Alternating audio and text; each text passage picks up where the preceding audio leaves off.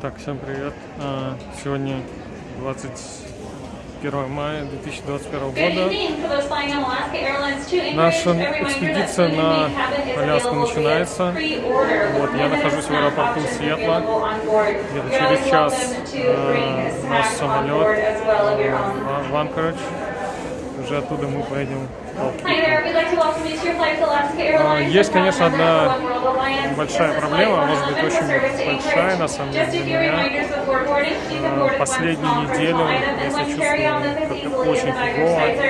Вот, в общем, нормально так заболел перед самой экспедицией. Целых 2 года мой организм держался без болезней, и вот в самый ответственный момент немножечко я приболел. Вот, но я решил ехать как минимум до Талкитны, и там уже буду принимать окончательное решение, вылетать мне на гору или нет. Конечно, очень хочется попробовать сходить на гору. Очень не хочется подводить ребят, потому что у нас все-таки команда из 3 человек. Вот. Было потрачено очень много времени, денег, усилий, не знаю, на тренировку, на изучение вопроса. В общем, куча сил потрачено, конечно, и очень не хочется, чтобы это все было пустую. Вот, поэтому я надеюсь, что мы сейчас полетим на Лясочку, может быть, там еще пару дней потусуемся, мне станет получше, и все-таки я смогу полететь так. Ну, там уже будет видно. Все, пожелайте мне удачи, до связи. Мы приехали в Анкоридж, я слишком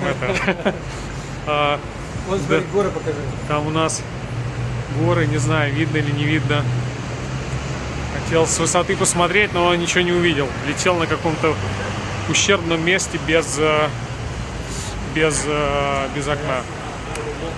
Вот, в общем, сейчас ждем шаттл и потом едем в отель кушать и уже думать, что делать завтра. Ну все, на связи. Пока.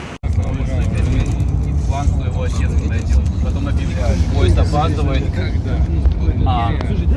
Поезд опаздывает, значит, остановка 1 минута. Ну, думаю, все равно там будет время спросить основные вещи. Потом говорят, поезд задерживается, значит, остановка будет, просто поезд замедлит ход, значит, сбросит почту, и остановки не... Ехали в Талкитну, тут выгружаем наших напарников. Они летят немного другой авиакомпании, летят K2 Aviation, вот такие самолетики. Он стоит рядом со мной, вот тут на колесах закреплены лыжи, чтобы садиться на ледник. Погода так себе, облачно, горы не видно. Состояние мое тоже пока так себе, я все еще не уверен. Посмотрим. Выгрузили наши вещи. Там целая гора вещей. На это нас сколько получается? 12 человек. Вот там виден аэродром, самолетики маленькие. Погода так себе. Нелетная. Сегодня вроде никто не летает.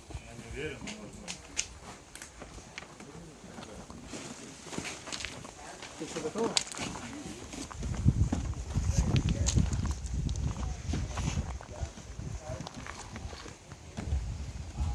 Сбросили наши баулы у авиакомпании там в такой же вот палаточке. И сейчас пришли вот от этой авиакомпании, есть такой барак, называется Банхаус. Вот сегодня здесь остаемся на ночь. Заняли 3 последние койки. Все было занято. Так это выглядит примерно.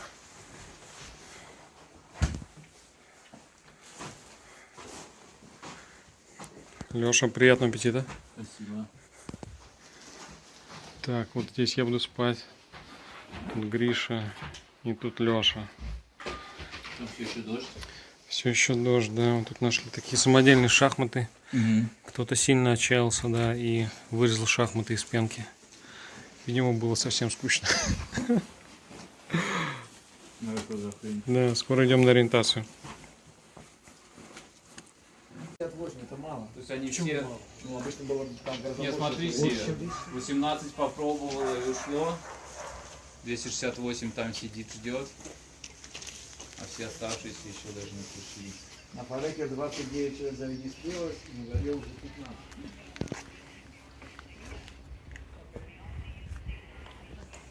In the kvass if you want.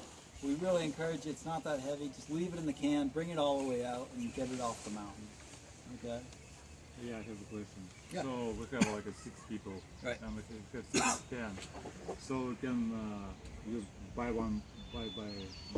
Right.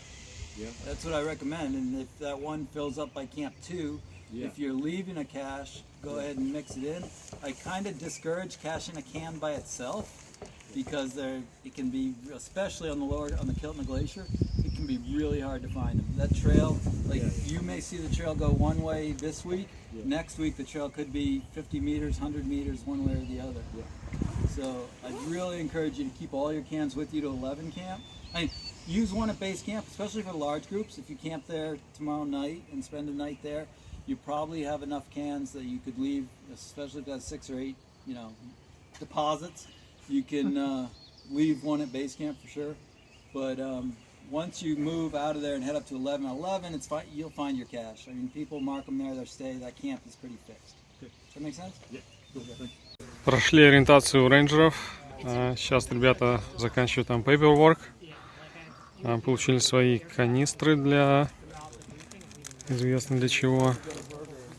Видео делаешь? Да, Алексей, привет. Куча людей. Кто-то идет какие-то интересные маршруты, кто-то на лыжах. Все было очень интересно со стороны рейнджеров. Очень много полезной информации. Все в такой приятной атмосфере. Солнышко греет. Все отлично.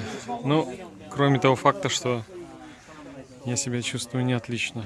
Так что, не знаю, буду еще завтра решать. Спросил у рейнджера, этого чувачка, писал свои симптомы. И он сказал, конечно, что с такими симптомами обычно лучше не становится, особенно на высоте. Ну, это и было понятно изначально. Так что вот так. Ну, посмотрим.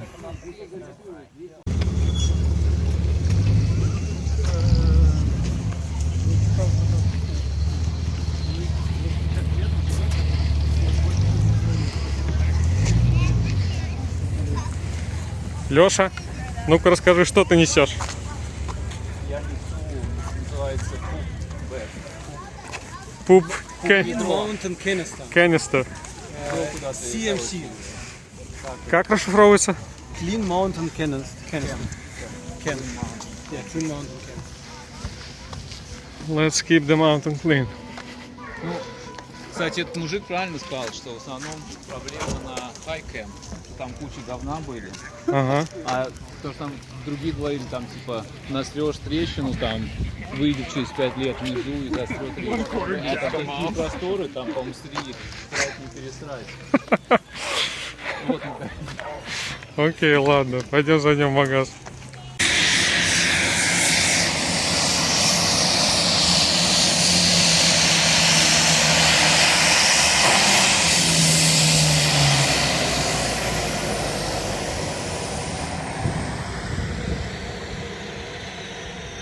Получили сани. Сейчас вот мастерим специальные отверстия под крепление.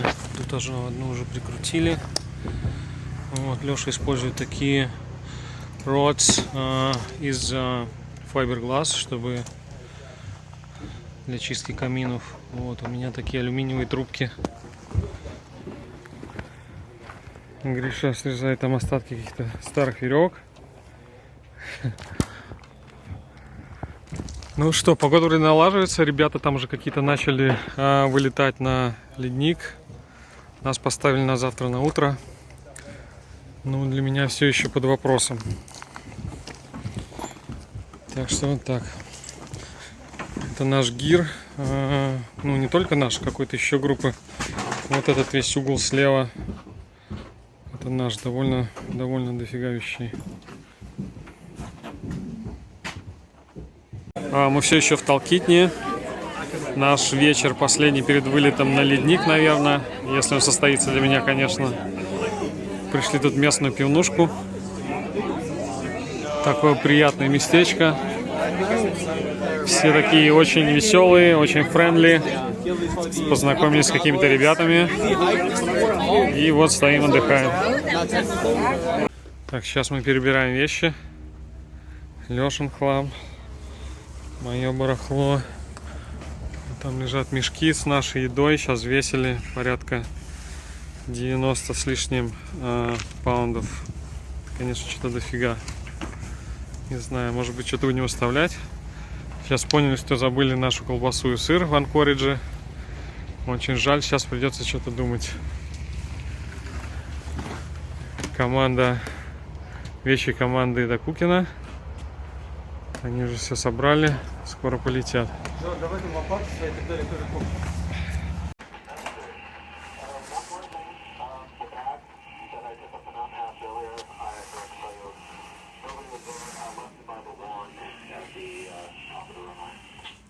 Copy that. I think he made his way down. Can I grab it? Okay, sorry. Yeah, have him give us a call and then we'll let him know. And then, yep, we have you at Все, погрузили наш Кир на такой квадроцикл. Он поехал на аэродром. Сейчас мы тут одеваем обувь, пакуем личные вещи вот в этот контейнер и оставляем их здесь недельки на 2, на 3. И все, летим. Ребята взвешивают свои сумки, потому что авиакомпания требует, чтобы каждая сумка была взвешена, и дают что-то 120 паундов на человека. За перевес надо платить. Ну, вроде уложились в этот вес. Так что все должно быть нормально. Все, пришли к аэродрому. Вот наши вещи. И самолет, на котором мы сейчас скоро уже полетим. Наши друзья в другой команде уже улетели. Сейчас наш став загрузит, и все. Летим на гору. Удачи нам!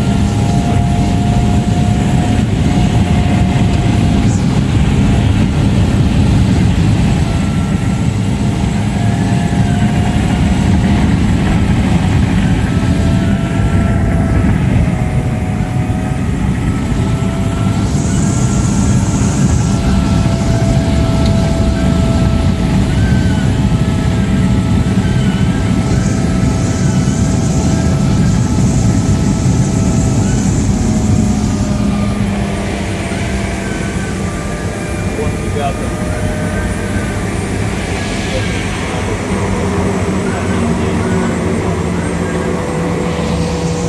мы только что сели. Наш самолет, гора, красота. У-у-у! Команда наших товарищей. Вот, сейчас надо как-то думать, как нам облегчаться. Ну, в смысле, сумки, а не нам самим. Что-то как-то, мне кажется, у нас перевес. Но будем думать. И, наверное, сегодня стартуем туда вниз, до первого кемпа. Вот такие дела.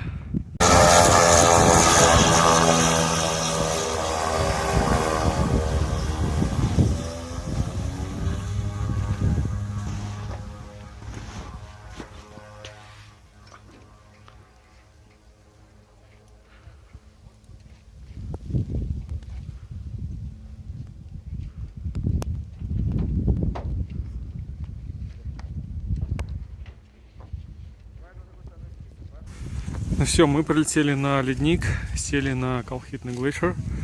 Вот здесь такой аэродром импровизированный. Разгрузили все наши вещи. Начинаем потихоньку спаковаться. Мы из Сани, собрал свои палки. Гриша, Леша, там другие наши ребята. Вот команда Алексея Докукина и Руслана Раджапова. Самолет, палатка рейнджера. Точнее, не рейнджера, а смотритель аэропорта. Вот. И вот еще одна. Значит, вот там, где флажки, будем закапывать продуктов на несколько дней. На случай, если мы вернемся и будет непогода, самолеты не будет летать, чтобы было что покушать. И вот туда куда-то ходит тропа. Вот так, горы пока еще не видно, но там, но я думаю, что к вечеру, может быть, или другой день. Ну, все. Красота. Вот так, мы почти запаковались. Леша готов. Сейчас Гриша оденет систему и пойдем. Собрали сани, рюкзак, канистры для какашек, топливо. Ребята тоже с Сиэтла. Чей-то кемп, все наши уже ускакали. Сейчас будем догонять.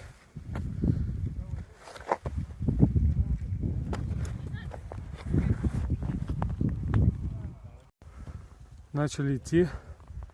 Ну, можно сказать, наша экспедиция началась. Отошли совсем немножко вот бейскэмпа, вот там палаточки. Еще видно полосу. Ребята идут, начали раздеваться сразу. Планируем дойти до кемпа номер 1. Это где-то порядка 5 миль, наверное. Что-то там около 7 километров, по-моему. Вот. Ну, уже довольно поздно, уже без 27 вечера.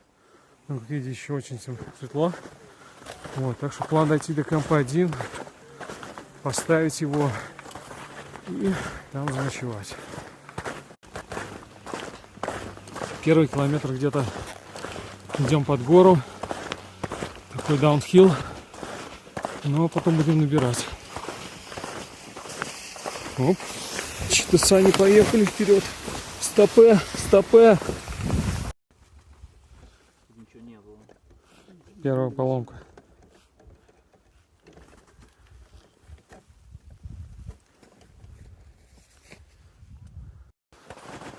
Прошли самую легкую часть. Спуск от аэродрома. Вот сейчас идем по более-менее плоскому леднику. А потом попрем вверх. Фу, поздновато, конечно, мы вышли. До лагеря еще далеко. Горы не видно пока. Ну, в смысле, вершины. Город видно. Другие горы вокруг. Не помню все названия. Вот это Форекер точно.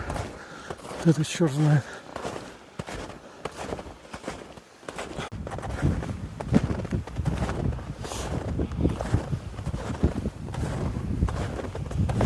Сейчас зайдем в тень. Скоро солнце зайдет за гору. Он станет дубак, конечно.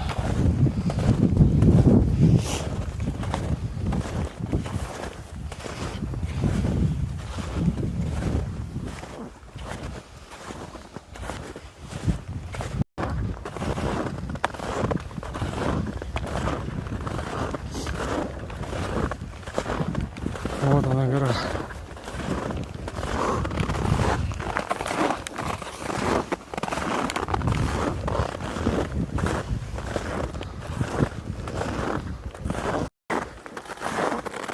Подходим к лагерю 1. Еще несколько часов. Мы довольно устали, холодно. Хочется есть. Как он работает. Сейчас придем и ставим палатку, кушать и спать. Так, пришли в лагерь. Сейчас будем заниматься установкой палатки. Наши товарищи поставили уже одну палатку и строят вот из таких снежных блоков. Делают углубление. Мы, наверное, так кинем. Ветровую нет сегодня. Стенку, наверное, не будем делать. Все, завтра свалится.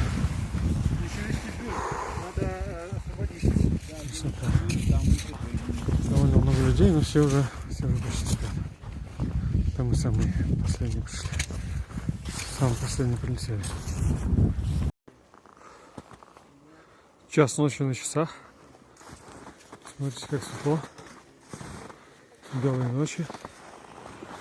Почти как в Питере. Фу, поставили палатку уже, прикусили немножко. Сейчас вот разбираем вещи. Надо спать ложиться. Соседи наши. Наша кухня импровизированная. Так, конечно, примораживает. Нормальный такой минус. Ну ничего. Справимся.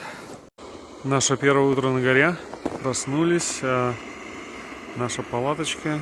Алексей, второй Алексей. Хотим водичку. Вот, посмотрите, сколько здесь много людей.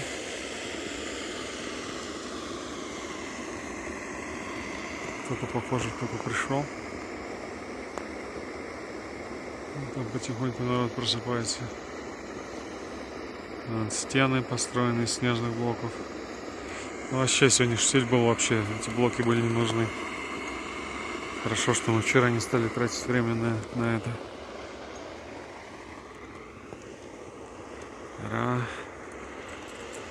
Сейчас вот туда сегодня отдохнем тут, поедим и потом туда наверх переть. Такие дела.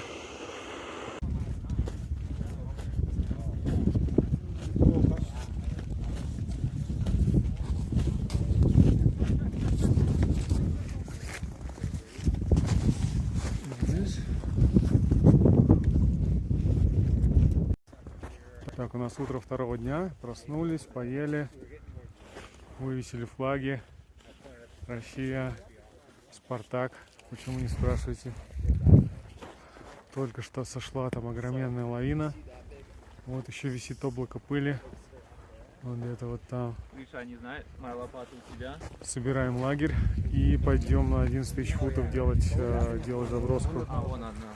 Несем туда еду, топливо и всякое другое барахло.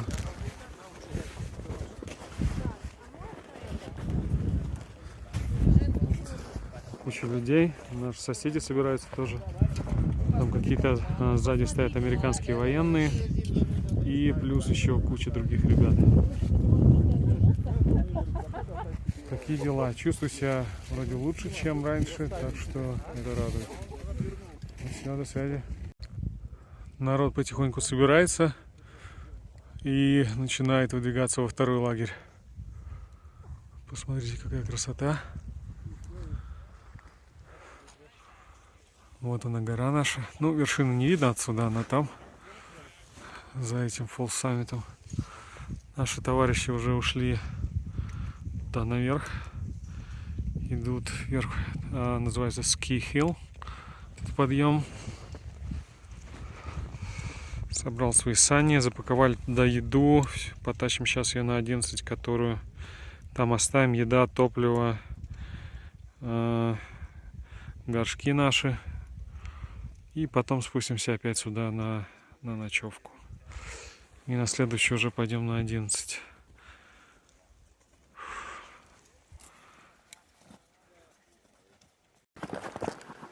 Ползем потихонечку наверх.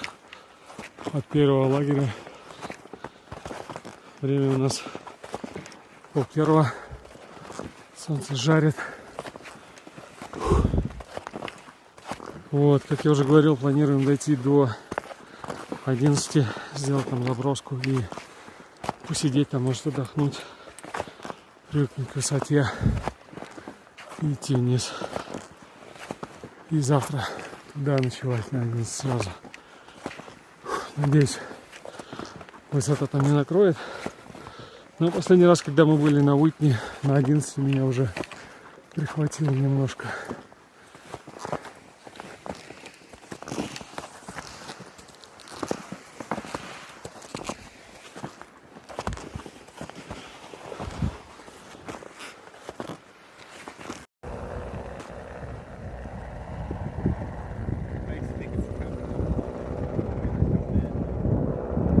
Все еще поднимаемся к лагерю 2.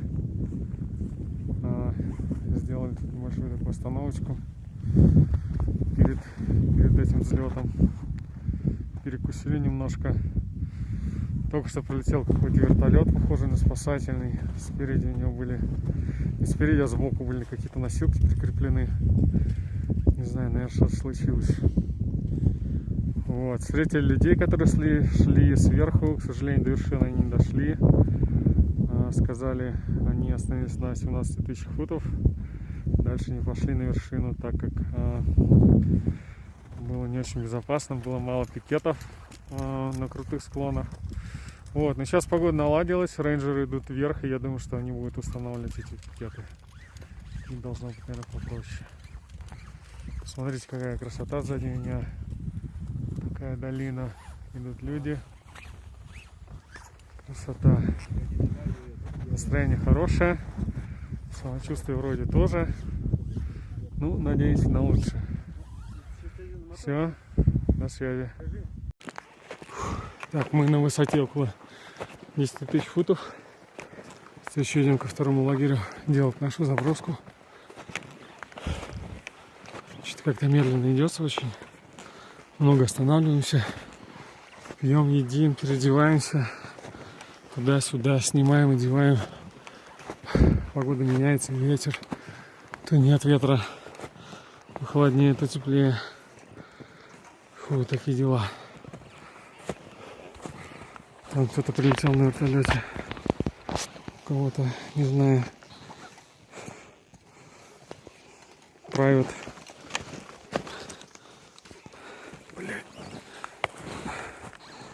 Private тур или что это? Ну, почему бы нет?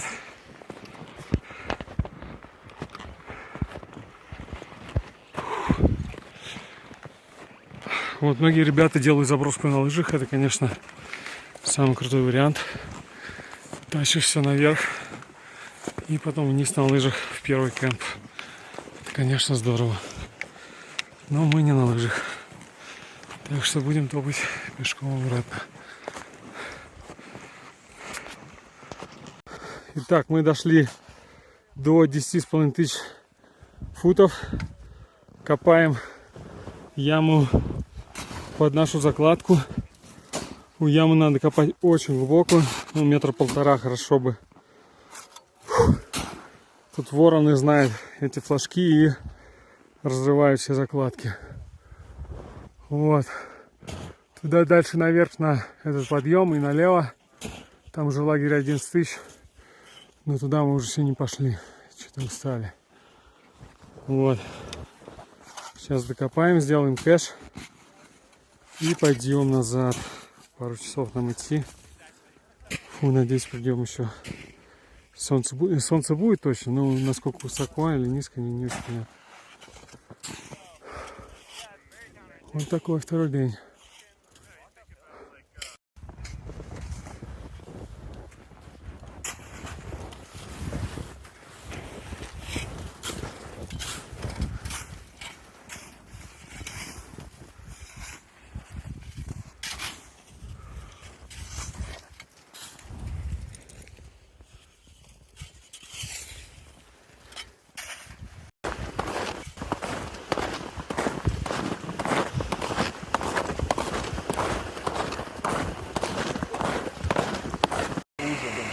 Почему? Да нормально. Леша нам приготовил сперва суп алфавит, а потом мак н чиз и жареные сосиски с беконом. И свежим луком. И свежим луком. Вот, кстати, лук лежит. Вот. А теперь мы пьем какао. Леша заморочился насчет еды вообще как надо. Вот наша основная кастрюля для топки воды. Две печки, одни работают, примус, и там один эмиссар тоже что-то топит потихонечку. Вот так сидим, ужинаем. Сходили сегодня почти до кемпа 2-го. Завтра это все собираем и туда.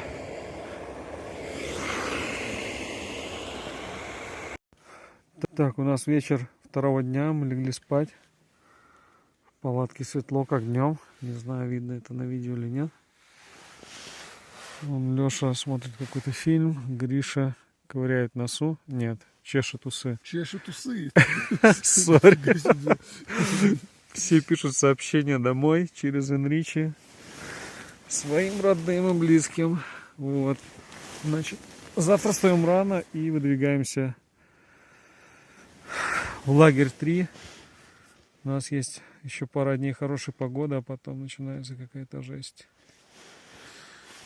Но мы надеемся на лучшее. Итак, утро 3-го дня. И мы делаем блины. Вот такой обстановке. Итак, напоминаю, мы проснулись в лагере 1 и сегодня планируем сразу двинуть в лагерь 3, куда мы вчера сделали заброску. Слушали вчера рейнджеров, передавали погоду.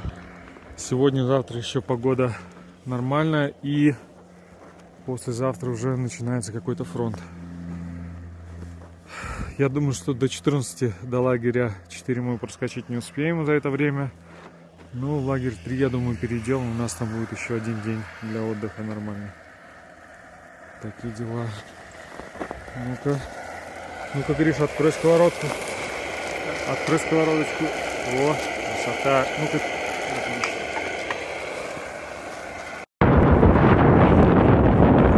Третий день еще. Идем к третьему лагерю. Начал задувать. Решили переодеться. Решили переодеться. Народ идет. Все своим чередом. Все.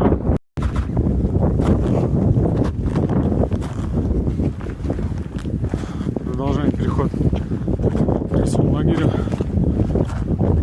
Идем тут такой подъем. С санками, конечно. Чувствуется нормально. Очень тяжело обгонять людей, потому что, мне кажется, мы в среднем двигаемся быстрее, немножко еще другие команды, и очень тяжело обгонять. Трейл узкий, а выходить на свежий снег не хочется, сразу начинаешь проваливаться.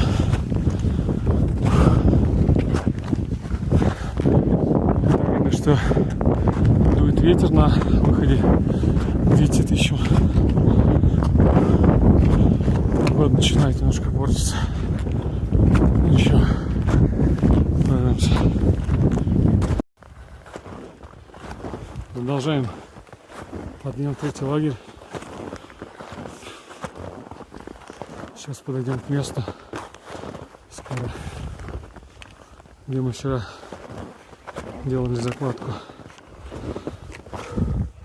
Я думаю, там немножко посидим и пойдем выше. Там надо подняться еще футов 600, наверное. Поставим лагерь, что-то перекусим, и потом надо бежать вниз за этой закладкой, чтобы уже завтра вниз не ходить. Полноценно отдохнуть целый день. Фу.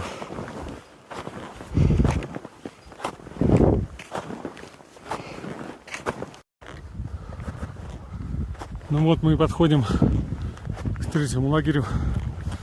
на высоте 11 тысяч футов с какими-то копеечками. Фу. Ну, можно сказать, что хорошо так подустали.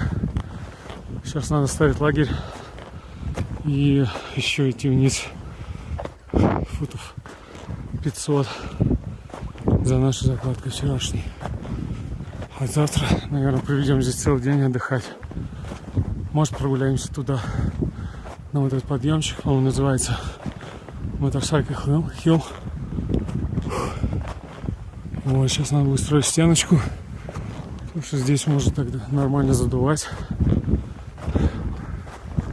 Он какой сирак ледяной висит. Фу. Ну все, до связи. Пришли в Camp 11.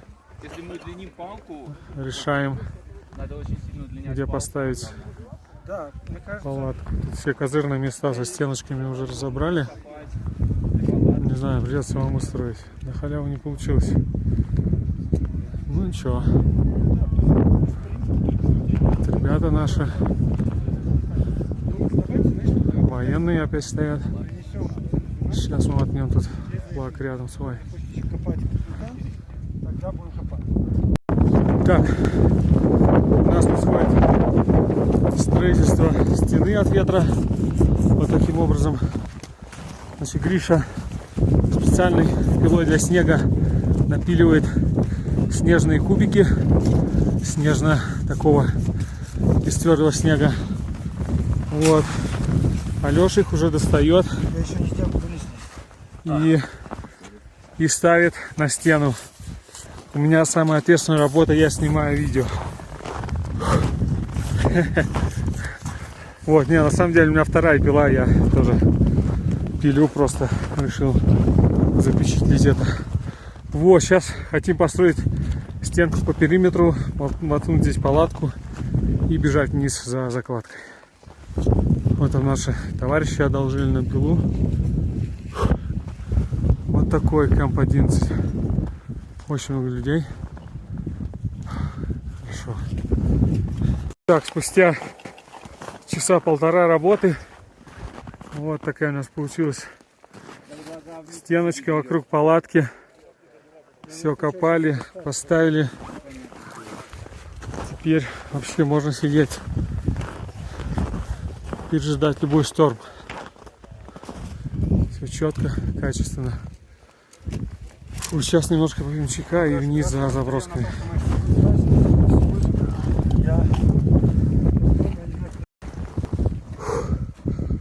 Раскопали нашу закладку. Сейчас грузим все на сани и опять туда переть вверх. Что-то какой-то сегодня очень рабочий день получился. Погода портится, облака собираются. Не знаю, получится ли завтра продвинуться наверх или нет. Ничего, камбр у нас бронированный, так что может там отсиживаться.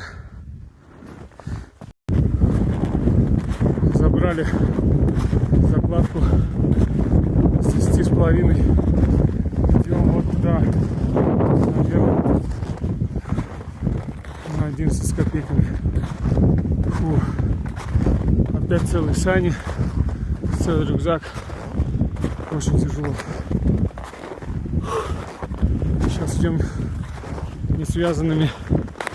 После того, как выкопали лагерь, решили идти быстрее, не связываться. Тут сегодня прошло человек 100, наверное. Надеемся, что трещин нет. Сейчас идем есть и спать. Фу, завтра хотим еще сбегать наверх. Ну, я не знаю, получится или нет. Что-то больно устали. Погода портится. Ну, посмотрим. До связи. Так, мы в третьем лагере. Ужинаем. Сегодня у нас кускус с рыбой, жареным луком, маслом и тертым сыром. Ну, еще йогурт тут, конечно же, делаем. Вот, не знаю, надо Еще брауни сделаем. еще и брауни сделаем. Где, короче, Вывесили флаг, построили стену. нужно все-таки за это выпить. Ой, красота. Облаков, конечно, набежало. Но ничего, прорвемся.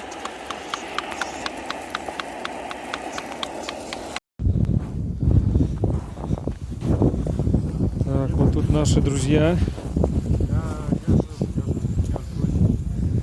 Аня, скажи привет. Головные боли. Это просит. Привет, Руслан решает, куда, чего завтра тащить. Привет, Витя. Олег тут кухарит. Смотри, все уже, все. Все, это я вырежу. Как? Это не просто, это спирт. Это спирт. Согреваются как могут, да. Ну глянь, кругом снег. Кругом снег, лед. Поэтому надо держать организм в тепле. Вот, выживаем как можем. Вышло солнце. Стало очень красиво. Вот облака. Вот эта палатка наших товарищей из Сиэтла. И вот это тоже две наших палатки, тоже наших товарищей. И наша кухня. Леша, привет. Вот, завтра пойдем туда наверх, потом направо и туда, в эту перемычку за Винди Корнер делать закладку. Надеемся донести ее до лагеря 14 тысяч. То есть нам надо набрать опять 3000 вверх. Фу, чуть меньше километра, не знаю, получится или нет. Погода еще завтра портится. Ну, посмотрим. Сегодня мы тоже набрали с первого кемпа до сюда, до третьего, целый вертикальный километр, может даже чуть побольше. Потом спустились снизу за закладкой и пришли опять обратно сюда. Конечно, день был очень тяжелый. Вот, ну ничего, поели вроде. Сейчас отдохнем. Такие дела. Утро 4-го дня. Лагерь 11 тысяч. Мы проснулись, уже покушали. И собираемся, как и многие люди в лагере, выходить наверх. Кто в следующий кемп, кто делает заброску на 14 тысяч. Планируем сделать заброску. Там наши товарищи уже пошли вверх по склону. Вот. И, наверное, потом спустимся обратно сюда. И будем здесь сидеть, может быть, завтра, послезавтра. Зависит от погоды. Итак, мы собрались к выходу в лагерь 4 на 14 тысяч, чтобы сделать заброску. Вот, вязались уже, одели кошки, снегоступы, сани оставляем здесь.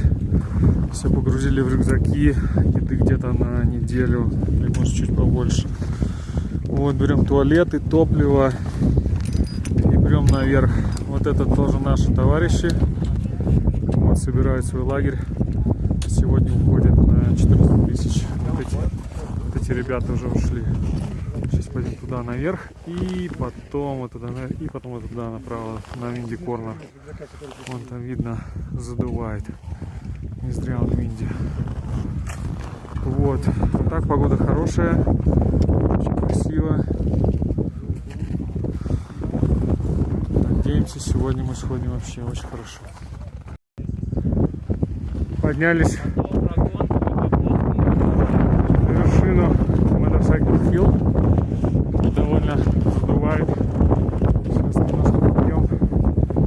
Туда наверх. А пока вроде все окей.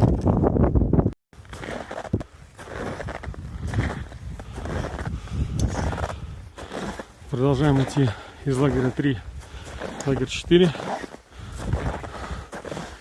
Идем по направлению Винди Корнер.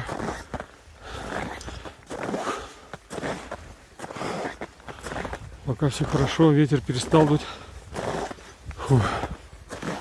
Но уже довольно высоко чувствуется.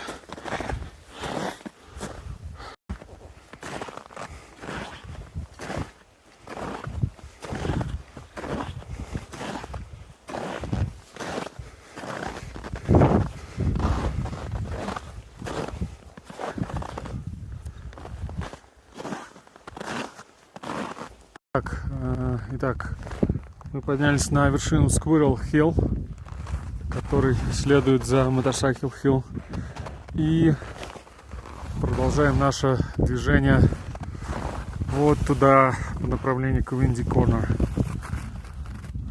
И попробуем дойти до лагеря 4, чтобы сделать закладку.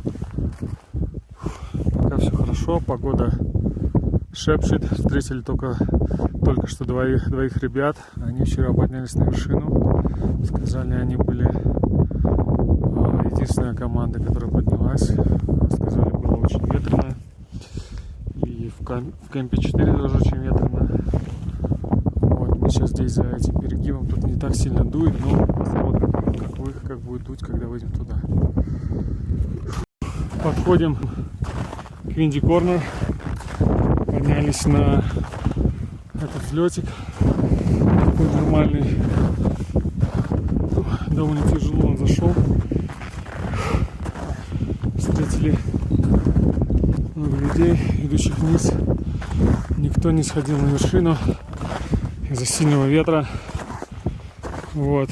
Уже дальше там оставаться не могли. У кого еще отпуск там, работа туда-сюда.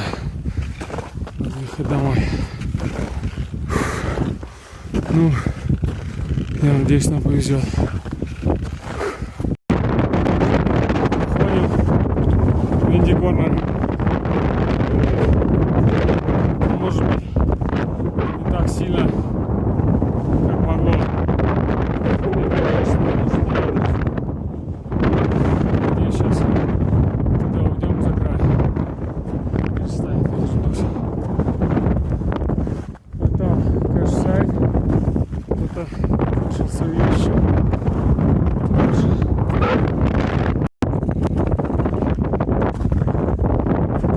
Очень много льда. Видите, очень много.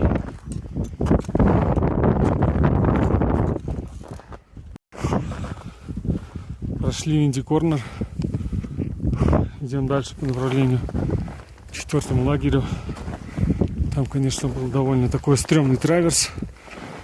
Слева лед, справа лед. Ну, тропинка набита, как бы такая рыхлая. Все равно видите, да, что здесь сколько льда. Везде. Тоже с тех стен во льду. Люди ползут потихонечку к лагерю 4. Кто туда, кто обратно. Мы надеемся дойти, тогда сделать закладку. А сзади вот такая красота открывается.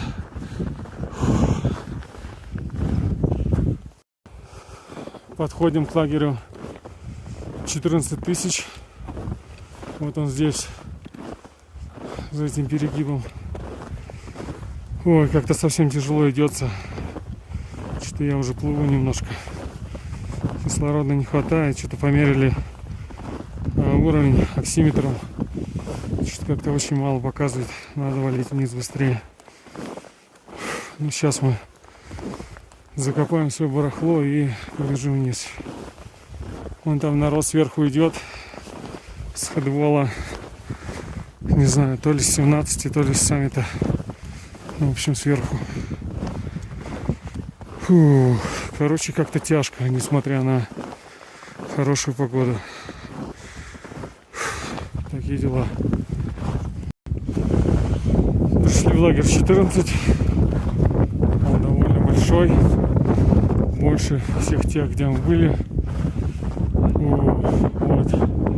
Хедволл, который кверху переходит в полный лед. Там люди сейчас видно висят. Фу, сейчас будем закапывать закладку. Если будут силы. Сил совсем нет. Дует еще здесь капец просто. Ну ладно. Пожалуйста. Вот нашли место под палатку.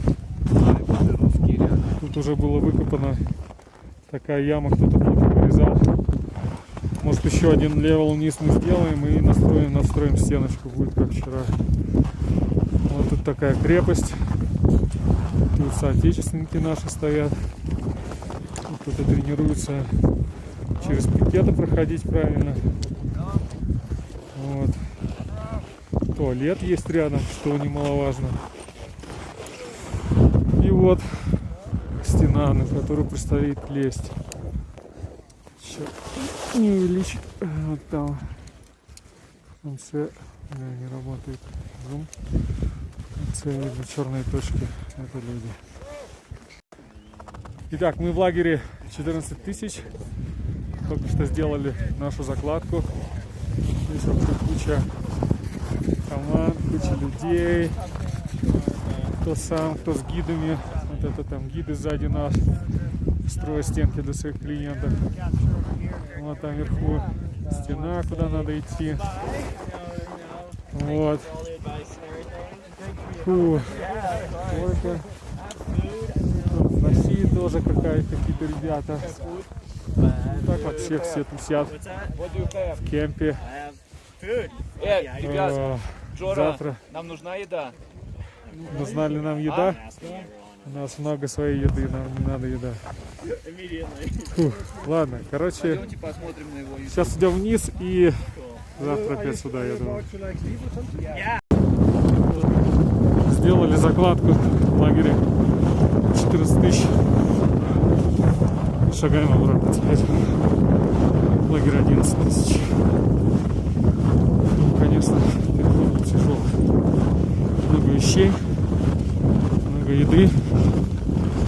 Нам повезло, встретили каких-то ребят в лагере, которые уходят вниз и отдали нам часть своей еды. Так что мы можем внизу еще оставить часть, которую планировали еще принести. Фу, это, конечно, хорошо. Да, это, конечно, пожалуй, основная трудность здесь. Таскать все эти грузы, еду, топливо, туалеты, палатки, вверх-вниз, вверх-вниз. Это все, конечно, занимает очень много сил и энергии, особенно на такой высоте. Такой менеджмент нужен очень грамотный. Вот. Большинство приносит очень много еды. Наверное, те, кто идут первый раз. Те, кто уже идет не первый раз, наверное, уже знают точно, сколько им надо. Вот. И идут налегке. Вот. Но мы как первый раз. Ну, я первый, ребята второй. Но это нам не помогло взять поменьше еды. Все равно притащили очень много.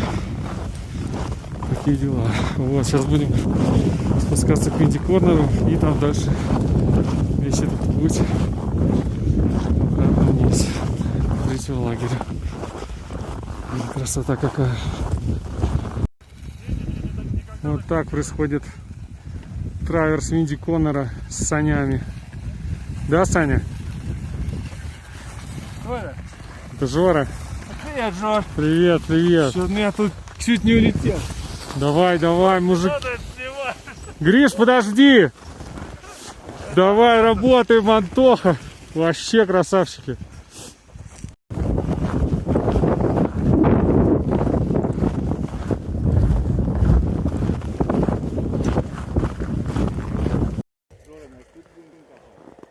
Утро 5-го дня. Ночью был снег, сильный ветер. Вот, долго думали, идти сегодня на 14 или нет. И сперва вроде решили не идти. Сейчас вроде как-то распогодилось. Все начали собираться. Ну и мы, наверное, тоже пойдем. Вон там уже гидовские группы поперли вверх. Потому что завтра обещают еще больше снега. Будет еще тяжелее. Вот, сейчас, конечно, надо быстро кушать и собираться.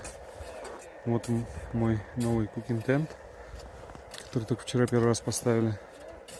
На нем, конечно, очень приятно. Леша делает дырку под закладку. Не дырку, а яму.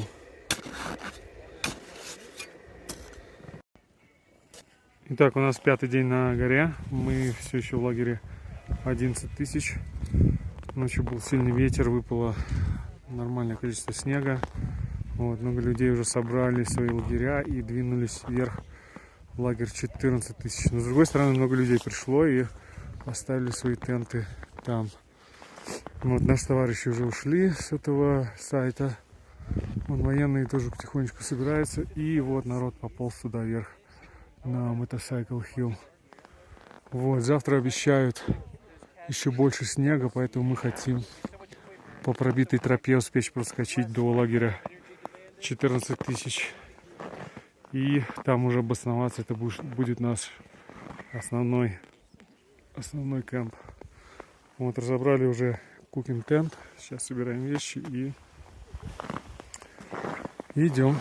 Такие дела. Так, Гриша у нас копает яму для того, чтобы закопать там самый важный груз. Чтоб не тащить его с собой на 14 тысяч футов. Такие дела. Все, закопали нашу заброску. И собираемся выходить в лагерь 4. Фу, что-то пока копал, устал. 2 саней, одни оставляем. И вот туда наверх. Погода там так себе, конечно. Идем в лагерь 4 на 14 тысяч. Поднялись на Motorcycle Hill. Там внизу виднеется лагерь 3, 11 тысяч. Погода портится, поднимается ветер, идет снег. Видимость очень плохая. Ну не знаю, мы тут вчера проходили, надеюсь не потеряемся. Продолжаем переход в 4-й лагерь. Погода сильно испортилась. Стало мести снега. Очень много, ветер поднялся, остановились переодеться. Еще какие-то ребята сзади идут. Вот сейчас вот туда, к Инди Корнеру. Фу, одел маску, до этого шел в очках, так хорошо стало. Просто в 10 раз лучше. Класс, хорошо, что я взял. Ну все, до связи.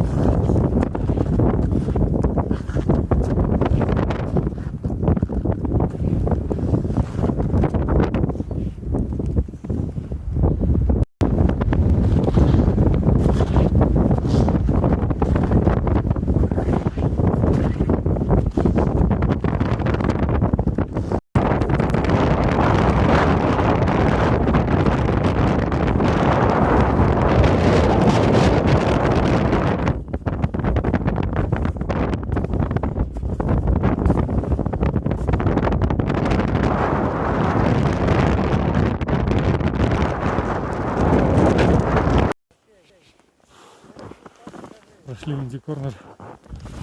Фу, блин. Еле-еле. Такая жесть.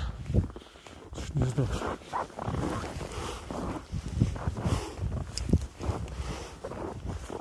Снега навалило просто капец. Вот, конечно, молодцы. Предпоследний взлет. Лагерь 14 тысяч. Идем очень медленно, очень тяжело, все устали, снега навалило, ноги замерзли, и вообще в принципе весь замерз.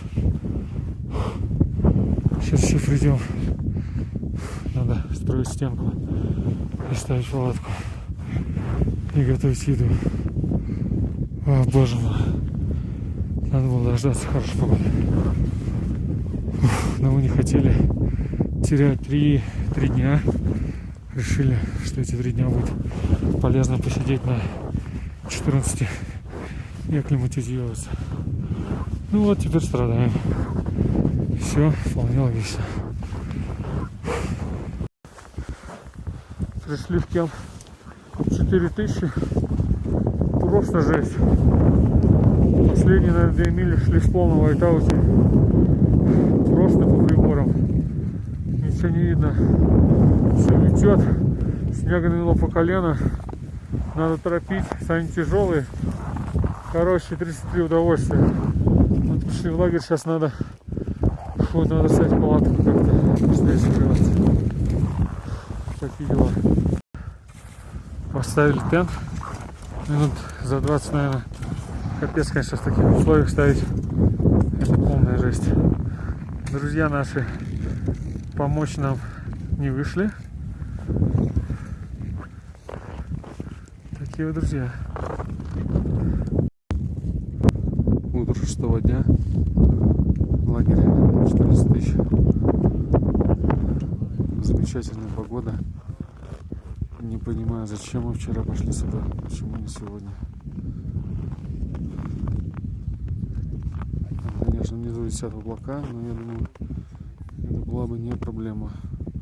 Вчера ходили как ежики в тумане. Народ просыпается, начинает работать, строить стенки. В палатке куча воды уже. Весь синий, который осел на стенках, начал капать вниз. Сейчас надо будет ее еще сушить. Строим кукинг-тент. В лагере 14 тысяч. Снега навалило.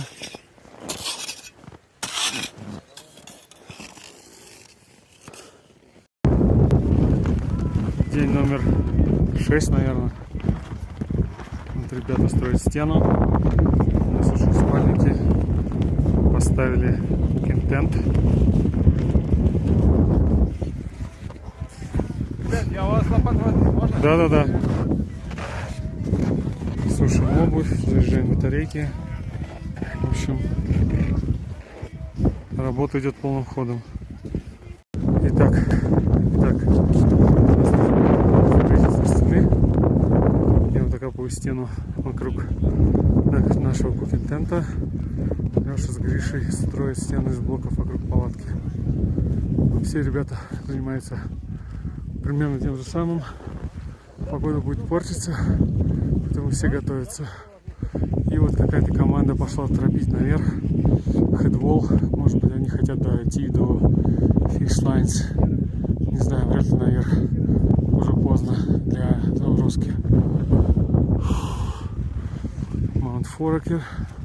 Красивенный. И внизу там все затянуто облаками. Спартак, Россия, все дела. Вот так работаем. Сидим внутри нашего кукинг-тента. Наш главный повар Алексей, Гриша, колбаска наша с сырком, бейглы. И там где-то гора. Тепло, хорошо. Играет музыка. Такие дела. Лагерь 14 тысяч. Очень много людей.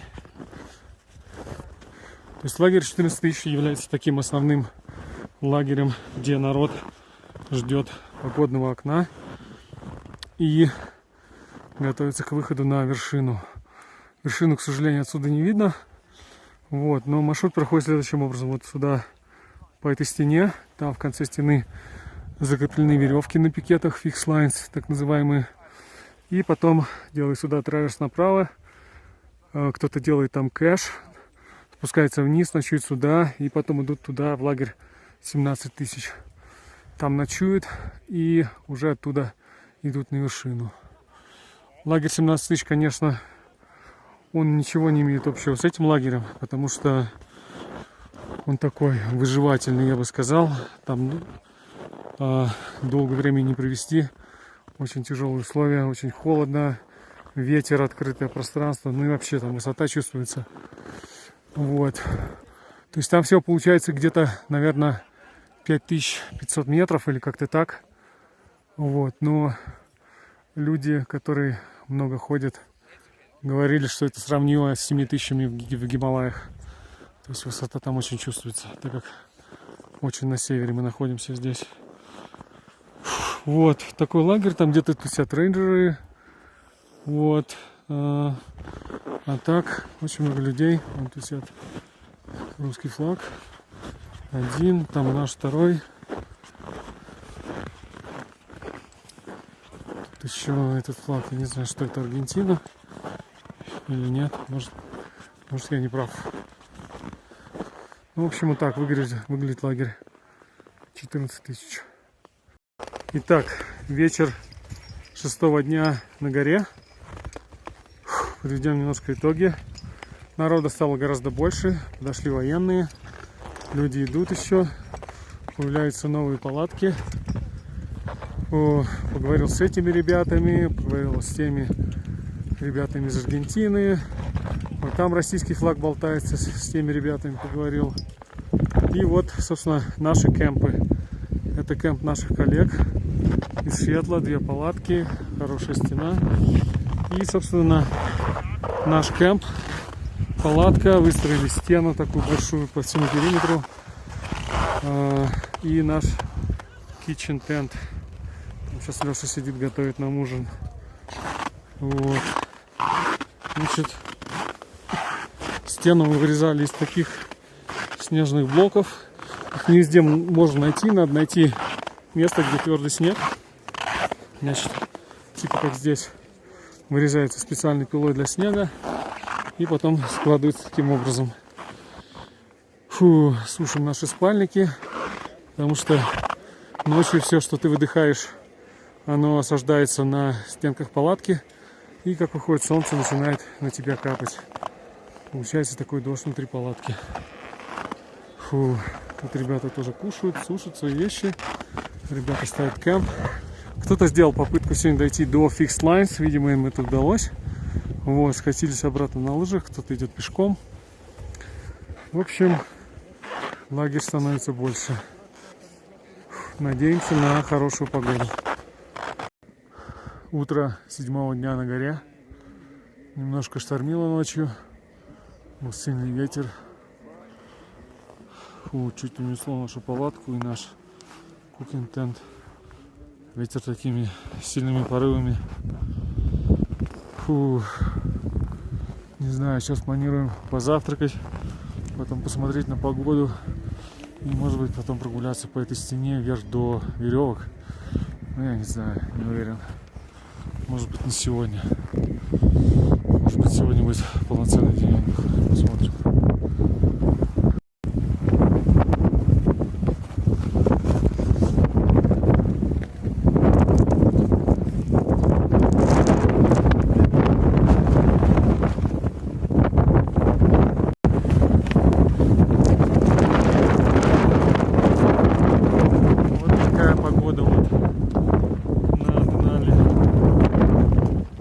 Метет.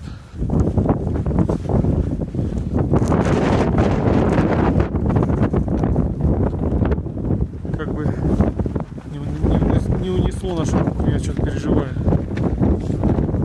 Я уже закреплял ее много раз, но что-то снова. Итак, у нас 7-й день на горе.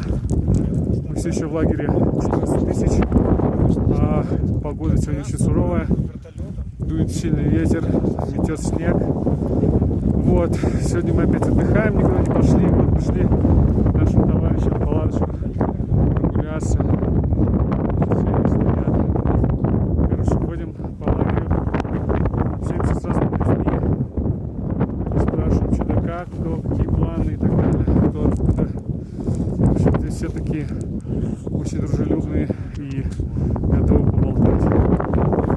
Так, вот эта стена, куда нам надо идти. Ну, опять же, там все занесло. Вы видите, над горой находится такое облако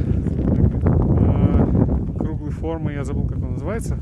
Правильно. Ну, это признак того, что погода будет ухудшаться. Но мы все равно надеемся на лучшее. Итак, день номер 8 на горе. Наконец-то нам включили погоду. Собираемся выходить, делать заброску на 16. А может быть даже, если получится, дойти до 17. Вот, народ двинулся уже туда на стену. Там такая сейчас пробочка образовалась перед веревками. Все потихонечку собираются. Собирают вещи, чтобы сделать свои заброски на 16, а кто и выше. Значит, мы планируем сделать заброску, и если завтра будет погода, уже перейти на 17 тысяч лагерь. Не знаю, конечно, как это будет, потому что, несмотря на третью ночь на 14, голова все равно трещит. Вот, ну, посмотрим. Ветра нет, погода хорошая.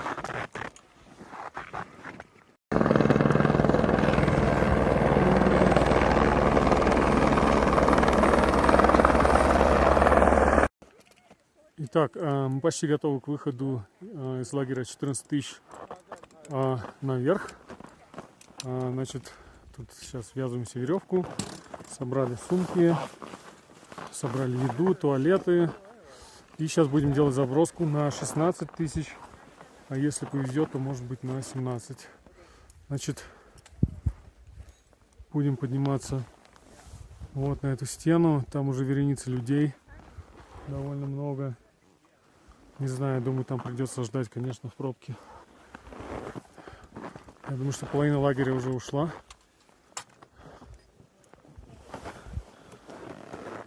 И мы туда же. Начали подъем по стене. Ну, у нас тут еще все более-менее полого. И там уже крутичок начинается.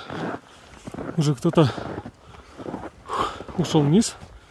В том плане, что не захотели ждать всю эту очередь. Ну, мы, наверное, подождем. Другого варианта у нас нет. Фу. Что-то как-то тяжко идется. Чувствуется, конечно, нехватка кислорода. А что там дальше будет? Ой, страшно представить. Ну, посмотрим. Сейчас нам надо добраться вот до первой трещины, и там начинаются уже веревки. Туда мы уже щелкнемся и с помощью жумаров будем подниматься наверх. Такие дела. Так, у нас команда Алексея Докукина штурмует хедвол. Идут очень быстро. Бравые ребята. Добрались до начала перил. Вот такая ледовый склон. Тут Бершунт, где как раз эти фикс-лайны начинаются. Значит, военные. Леша, Гриша. Укорачиваем веревочку. Люди на склоне. Ползут вверх. Там лагерь 14 тысяч. Сейчас будем жумарить вверх по этой веревочке. Ну все. Жумарим наверх.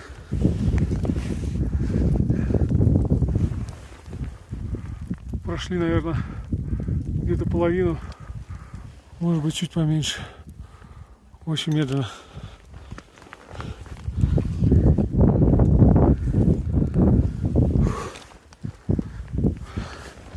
Ледяной склон. Ну, снежно-ледовый, я бы сказал. Леша. Ку-ку. Итак, мы поднялись на Ридж.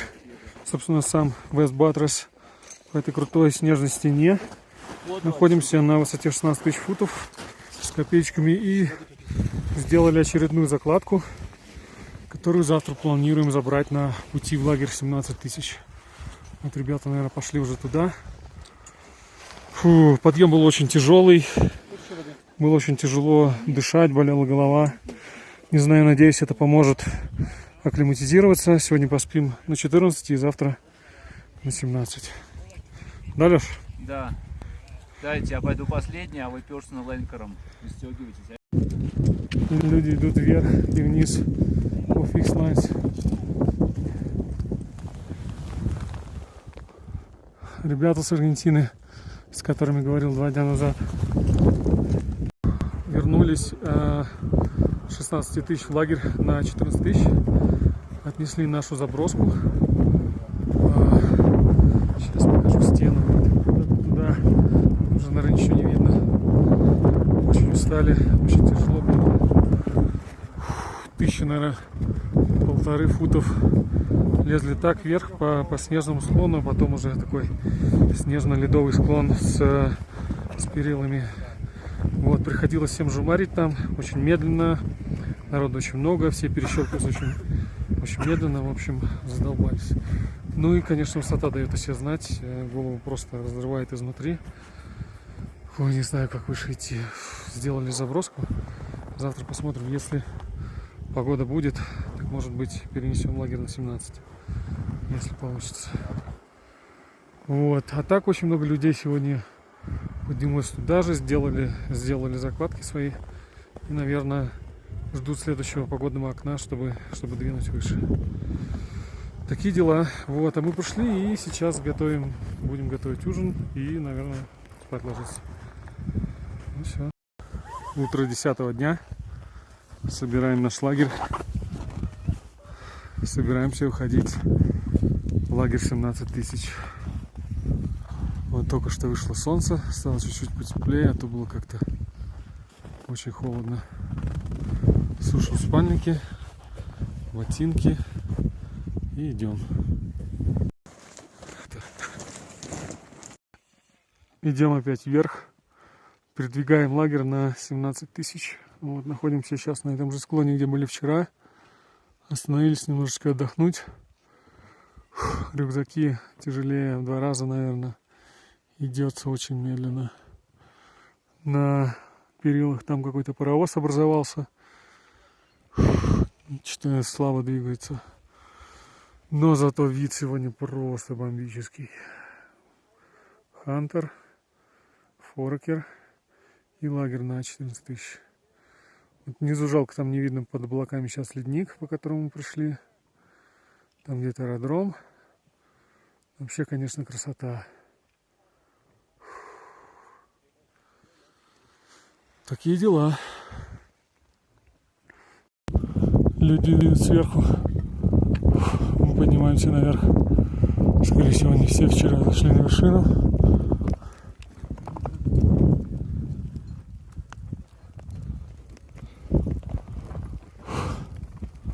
Такие дела.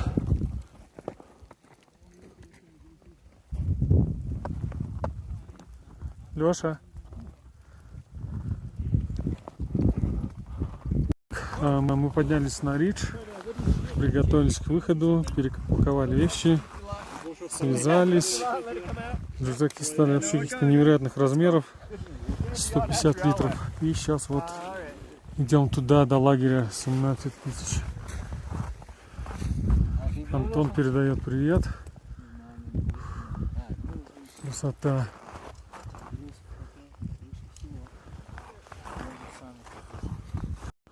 Делаем переход 16 тысяч на 17 тысяч. Тут такой траверс с пробитыми пикетами. Идти очень тяжело. Башка трещит. Рюкзак потяжелел в 2 раза. Но зато вот такая красота.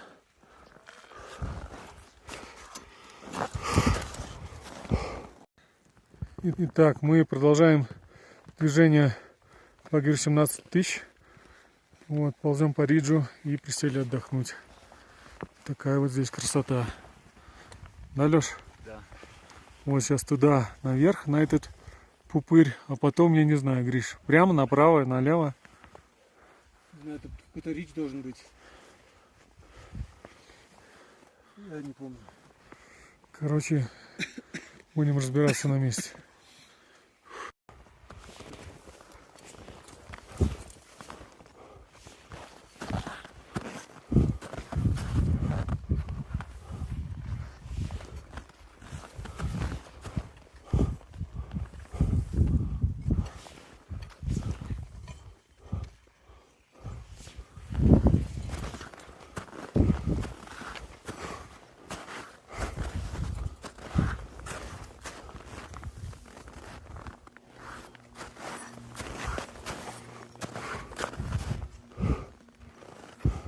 Продолжаем движение к лагерю 17 тысяч.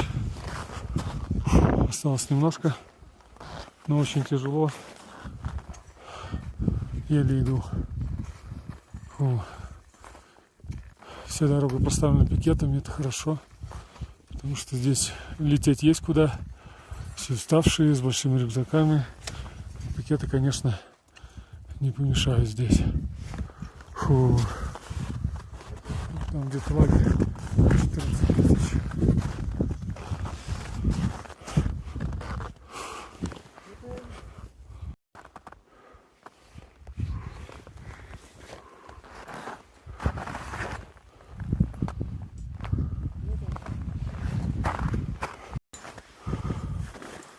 Ходим к лагерю 17 тысяч. Я еле волочу ноги вообще. Не знаю, как сейчас ставить палатку и готовить еду. Фу. Башка трещит, просто жесть.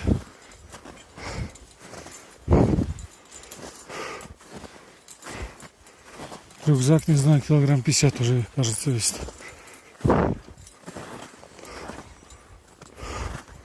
Всю еду выкину в Воронова. Больше не буду столько носить. Вот такие дела. Вчера мы пришли в лагерь 14 с надеждой выйти сегодня на вершину, точнее лагерь 17. Ну, что-то у нас все немножко штормит. Вау. Сидим кое-как тут. Воду делаем. Чё? В палатке полно снега, все спальники мокрые. Ой, не знаю, что дальше будет. Итак, у нас сегодня 12-й вроде день нашей экспедиции. Вчера мы пришли в лагерь 17 тысяч и надеялись выйти сегодня на вершину, но ночью разыгрался сильный шторм с сильным ветром. Вот, и, соответственно, я сегодня никуда не пошел. Палатка колбасила ужасно, спать было почти невозможно. Здесь стоит палатка. Не знаю, стараюсь как-то приготовить еду. Вот. Сейчас мы тоже будем что-то водичку делать. Почистил свои ботинки, которые были почти до краев наполнены снегом, оставили их в тамбуре. Вот тут вы видите отложения серы, выходящие на поверхность по всему лагерю. Ну, так бывает, когда мороз и далеко не хочется бежать. Так что вот так. Будем готовить есть и смотреть, что дальше. Ухудшается погода потом в четверг. Да, поэтому как бы, ну, завтра, если идти, то надо очень рано, чтобы успеть свалить. А откуда такая информация, что ухудшается погода в четверг? Прогноз, общее мнение. Ну, опять-таки, может быть. Просто я только слышал, что это все было построено на Петином сообщении, которое кто-то неправильно прочитал. Ну, хотя я могу ошибаться, может, были еще другие сообщения. Не, Вадим еще у жены спросил. Вдруг там тоже свои источники. По-прежнему день 12. У нас тут распогодилось. Лагерь 17 тысяч. И мы сейчас идем прогуляться вот сюда, на этот клифф. Посмотреть вниз. Погода хорошая. Надеемся завтра выйти на вершину. Вот туда. На этот траверс, на этот Денали пас.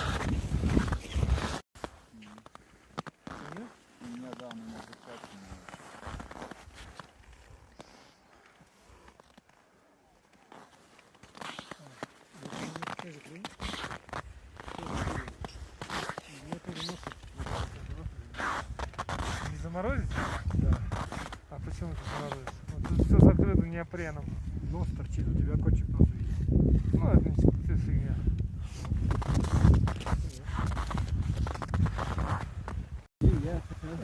Окей, внизу лагерь 14 тысяч. Значит, мы прошли с этого лагеря так. Поднялись вчера вот по этой ледяной стенки и сделали траверс вот по этому хребту. И, собственно, пришли сюда, в этот лагерь. Прикольно. И там уже виднеется трек за Винди Корнер. Итак, у нас утро 13-го дня. Все собираются идти на вершину. Вот, весь лагерь на ногах. Все уже оделись, обулись, обувают кошки. И сейчас пойдем вот на этот взлет. Мы доготавливаем воду и тоже выходим. Поднялись сейчас на Денали пас, называемый автобан. Фу, было очень тяжело. Прям слава не берет. Сейчас немножко отдохнули. Туда надо чесать наверх. Сил вообще нет.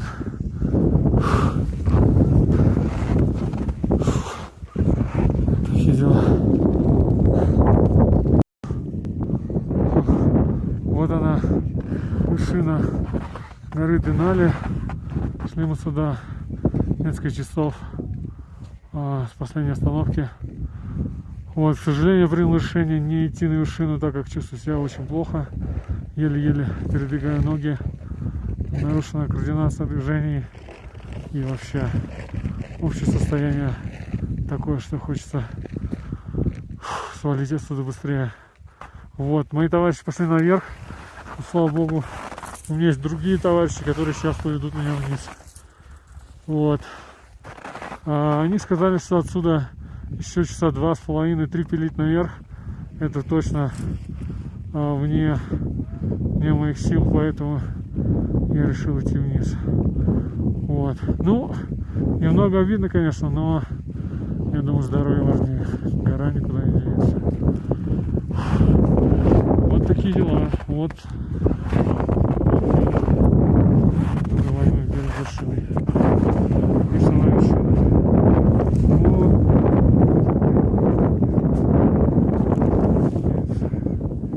Ну все.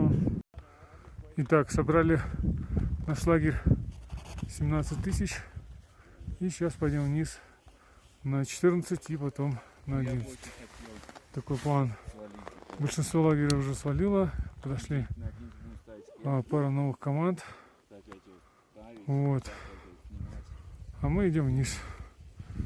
Нам еще надо откопать нашу закладку на 16. Потом спуститься на 14. Ну и если будет не совсем поздно, уйти на 11. А завтра уже на аэродром. Ну, посмотрим, как пойдет. Вот, собственно, Риш, который разделяет лагерь 17 тысяч и точку 16 тысяч. Вот сейчас спускаемся вниз. Впереди нас гайдят группы. И, ну, они идут аккуратненько, как, собственно, и должны. И мы за ними.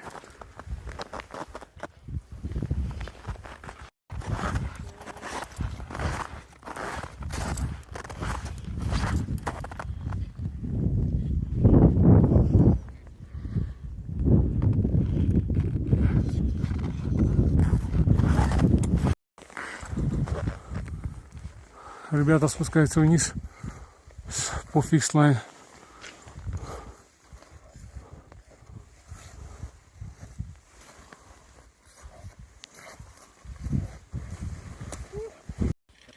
Мы спустились со стены и продолжаем движение к лагерю 14 тысяч. Сделали тут небольшой перерывчик. И сейчас вот идем туда. Кукинг-тент там вроде наш стоит, который мы там оставили на 3 дня. Я все переживал, что его унесет ветром. Ну, вроде что-то там беленькое чернеется. Посмотрим. Так, лагерь 14 тысяч. Идем донейтить нашу еду, которая у нас осталась, чтобы не тащить ее вниз. You need food. Food, gas. Так. You guys need food or fuel? No? Okay. Thank you.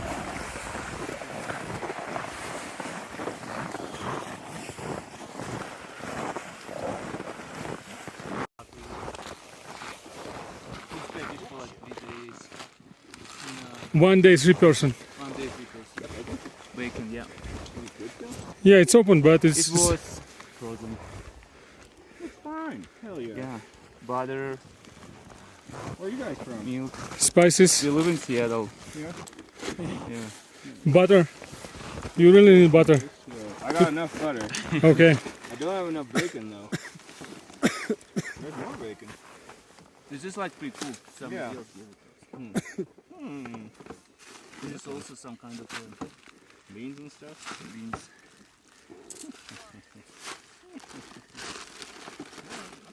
О, нифига себе.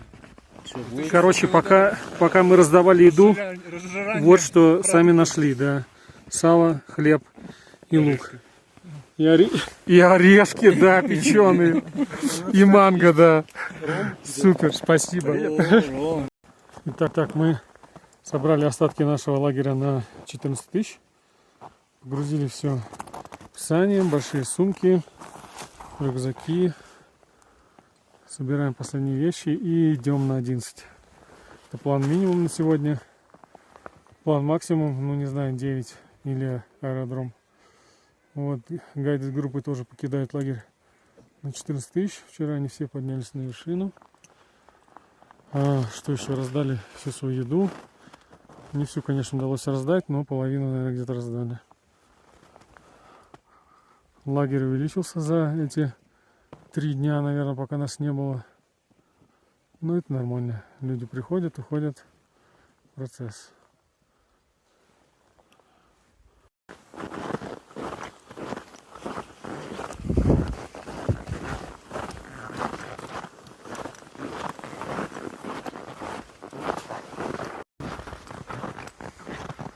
Вот так люди тащат сани вокруг Минди-Корнер.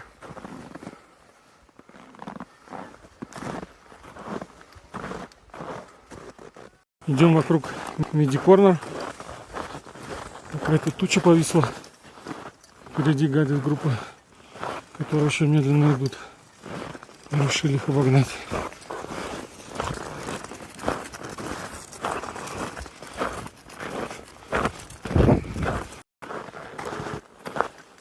Шагаем к лагерю 11 тысяч.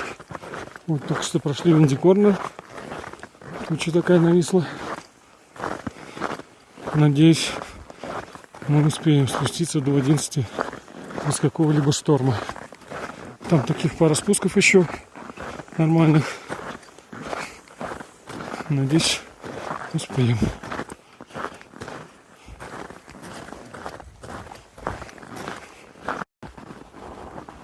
Спускаемся с Motorcycle Hill.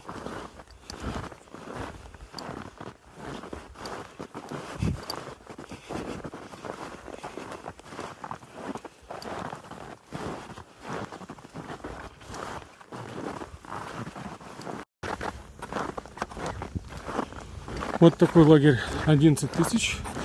Тоже он стал значительно больше, чем когда мы здесь были, когда шли наверх.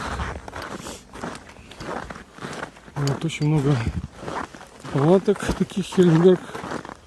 Вот, польский флаг, вроде как американский. Народ тусит потихонечку.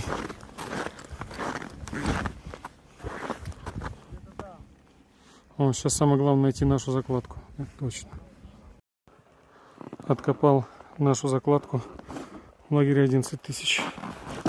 Вот такая огромная яма. Наверное, когда мы закопали, было раза в 2 меньше. Там лопата стоит для сравнения. Короче, где-то по шее. Вот так сыпет на горе. Вышли с лагеря 11 тысяч. И идем по направлению лагерю 9, 7 или аэродром. Как, насколько сил хватит. Время 11:30, ну, в смысле ночи. Смотрите, как светло. Вот, поэтому в темноте нам идти не придется. Это радует. Вот, хотелось бы, конечно, дойти до аэродрома и завтра с утра сесть в самолет и уже улететь в Талкит. Снять какой-нибудь отель, принять душ и насладиться радостями обычной человеческой жизни. Такие дела.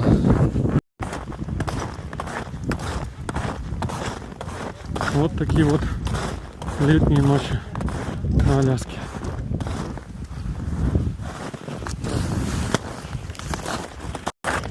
Подходим к лагерю 7800, и там всего несколько палаток. А еще 10 дней назад здесь было просто, не знаю, десятка 2-3, наверное, палаток. Сейчас они все, конечно, переехали на 11 и на 14 тысяч.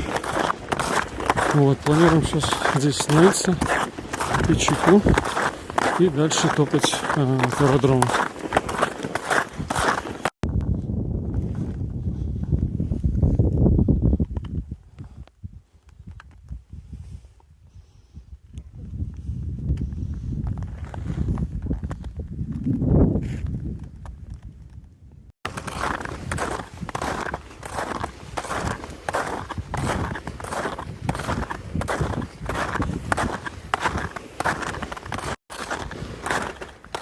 Делаем последние шаги к аэродрому. Уже почти 6 утра. Шли всю ночь с лагеря 11 тысяч. Вот сейчас, наверное, воткнем по-быстрому палатку или наш куконтент. И там ляжем на пару часов. В 8 утра открывается офис визы. Это смотрительница местного аэродрома. Вот, и с ней уже надо будет договариваться, как и во сколько мы будем улетать. Погода вроде стоит хорошая, так что я не думаю, что вылет будет задерживать по каким-то причинам. Вот. И все, до связи. Поспали часа, наверное, 2,5. Вот, встали, сейчас уже нас вроде как должны посадить на самолет, чтобы лететь в Талкитну. Вот, тут таких же команд, как мы, очень много. Все ждут вылета. Леша с Гришей пошли откапывать закладку, которую мы сделали по прилету на случай непогоды, если самолеты не будут летать. Вот, нам повезло, погода есть, самолеты летают. И поэтому мы уже должны скоро сесть на следующий, либо через один самолет. Вот наши вещи, наши сумки, рюкзаки. Все железки надо упаковать отдельно. И все, Талкитна. Отель, душ. Ждем самолет. Сказали, самолет будет 1:30. Сейчас еще только 11:30.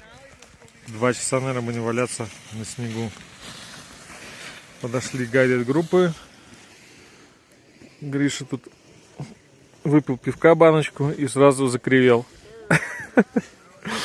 Вот, ищем какую-то еду, что поесть.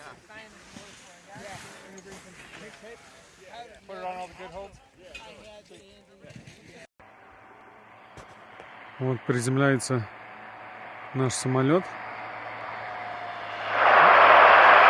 И сейчас мы пойдем в него грузить вещи.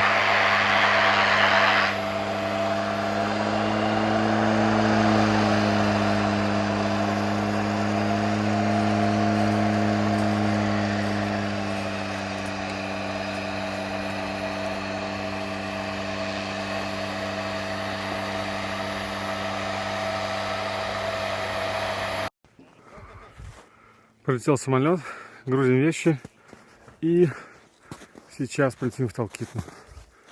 На самолете еще были какие-то туристы, может нас сейчас еще немножко покатают дополнительно, но я не уверен.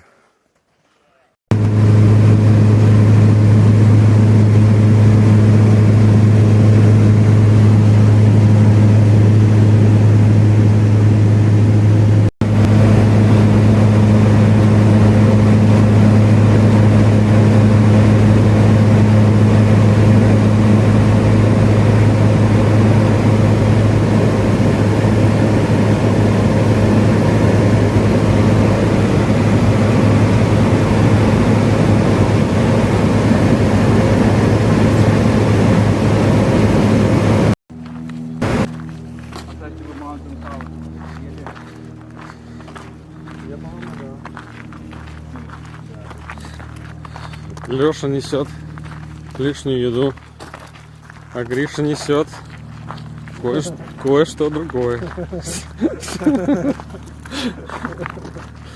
Да, идем донатить еду клаймерам в банкхаус. А вот это рейнджерам. Пусть они уже сами думают, что с этим делать.